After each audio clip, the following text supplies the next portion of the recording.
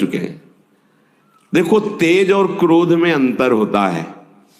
क्रोध होता है कामना के बाद और तेज होता है धर्म संबंध से। जब कोई धर्म का नाश कर रहा हो, जब कोई आराध्य देव, इष्ट देव, गुरुदेव आदि की बात हो, तो उस समय एक भागवतिक तेज होता है। और जब हमारी किसी वासना पर प्रहार होता है, हमारी इच्छा पर, फिर जो क्रोध होता है उसे पीना सीखना चाहिए। क्रोधी मनुष्य अधिकतर पाप में लग जाता है।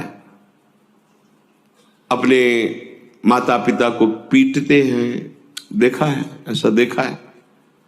क्रोध के वशीभूत होकर पूज्य जनों का अपमान करते हैं। क्रोध के वशीभूत होकर के जिनकी स्तुति करना चाहिए उनकी निंदा करते हैं, गाली देते हैं।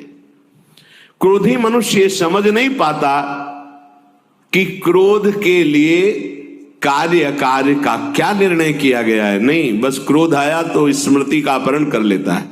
कामा संजायते क्रोधा, क्रोधा स्मृति विभ्रमा। क्रोध अगर अपनी चरम सीमा पे आ जाए तो अवध्य पुरुष की भी वो हत्या कर देता है।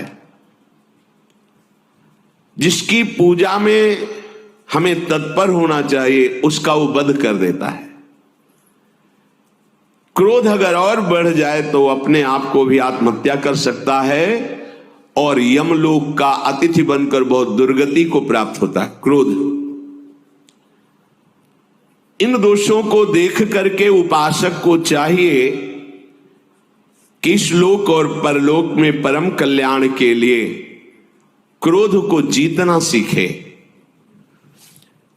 जब तुम परमार्थ में आगे बढ़ोगे तो तुम्हारा अध्यात्म बल बढ़ेगा, तो उसमें तुम्हारे अध्यात्म बल को क्षीण करने के लिए माया ऐसी रचना रचेगी जिससे तुम्हें क्रोध आवे।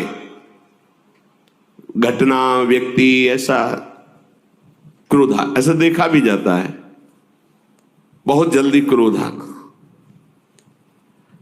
अपने और पराये दोनों के हित का विचार करके स्वयं चिकित्सक बनकर अपने क्रोध की चिकित्सा कर लेनी चाहिए। यदि मूढ़तावश तुम क्रोध पे क्रोध ही करते रहे तो तुम्हें क्लेश भोगना पड़ेगा, तुम्हारे सुकृत नष्ट हो जाएंगे। चित्त को वश में करना उपासक का परम धर्म है, पर जो क्रोध का ही वरण किए रहता है उसका चित्त जलता रहता है। ये बड़ा दुष्ट स्वभाव है। शांति से बैठे हैं, चिंतन आ गया, 5 वर्ष पहले उसने ऐसा कहा था, क्यों कहा था उसने ऐसा, और जलन शुरू, और बस गुस्सा, बहुत सावधान, राधा राधा राधा राधा राधा राधा, तुरंत हटाइए, राधा राधा राधा। उपासक के लिए सामर्थ्य यही कि अपने क्रोध को रोकना ही सर्वोत्तम साधना समझे।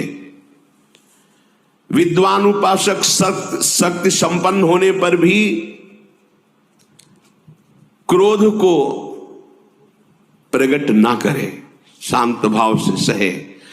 यदि क्रोध का प्रादुर्भाव बार बार बाहर करते रहोगे तो तुम आनंद के भागी नहीं बन पाओगे। इसलिए बलवान या निर्बल, विज्ञ या अनविज्ञ, कैसा भी व्यक्ति सामने आवे, यदि तुम्हारे सामने तुम्हें क्रोध दिलाने की चेष्टा कर रहा है तो तुम सह जाओ। बात समझना, जहां ना सहने की बात कही गई वहां संत शंभु श्री पद अपवादा, कही सुनीता आस मर्यादा, काटी जीव तासु जो बसाई, श्रवण मुद न त चले पराई। भगवती उमा जी शिव पुराण में पढ़ा, बहुत कठोर तप में संलग्न है महादेव जी के लिए।